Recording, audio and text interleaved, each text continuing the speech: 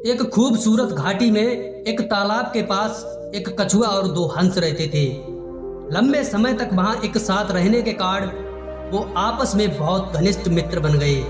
कछुआ बेहद बातूनी स्वभाव का था। वो जरूरत से ज्यादा बोलता था और बिना विचार किए बोलने लगता था। हंस अपने मित्र की आदत जानते थे, लेकिन वो उसे कुछ नहीं कहते थे। एक साल बारिश न होने के कारण उस तालाब का पानी सूखने लगा।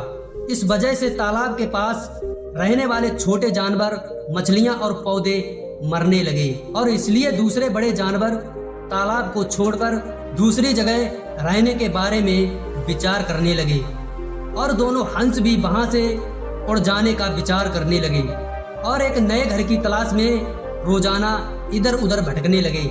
जल्द ही उन्हें सुंदर जंगल में एक तालाब मिला जो पानी से भरा हुआ था। तालाब का परिवेश उनके रहने के लिए बिल्कुल सही था। वो लौटकर पुराने तालाब पर आए और अपने दोस्त को नए सुंदर तालाब के बारे में बताया।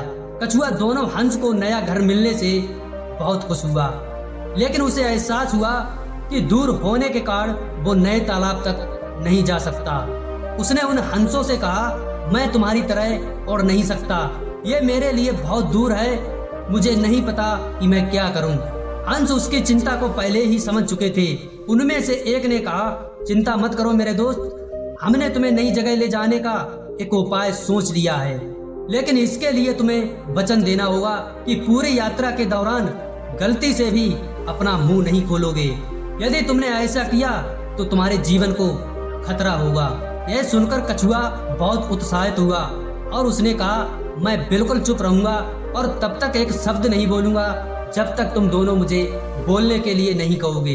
इसके बाद हंस एक मजबूत छड़ी लेकर आए और कछुआ से उसे अपने मुंह में पकड़ने के लिए कहा।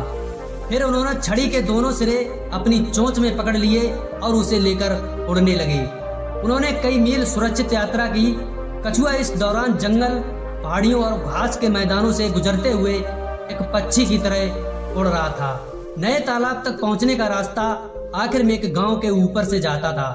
हंस और कछुआ जब वहां से गुजर रहे थे तो नीचे के ग्रामीणों ने देखा कि आसमान में दो हंस के साथ एक कछुआ उड़ रहा है। गांव के बच्चे उन्हें देखकर चिल्लाने लगे, अरे वो देखो, दो हंसों के बीच एक कछुआ उड़ रहा है। कछुआ गांव वालों का इस तरह उसे चिढ़ाना बर्दाश्त नहीं कर पाया। उसने उन्हें अपनी परिस्थिति समझाने के लिए और मुंह खोल दिया, लेकिन इससे पहले कि वो कुछ कह पाता और वो धरती पर गिर गया और उसके टुकड़े टुकड़े हो गए। दोनों हंस चाहकर भी अपने दोस्त की मदद के लिए कुछ नहीं कर पाए। दोस्तों, हमें इस कहानी से सीख मिलती है कि बिना सोचे समझे कभी नहीं बोलना चाहिए।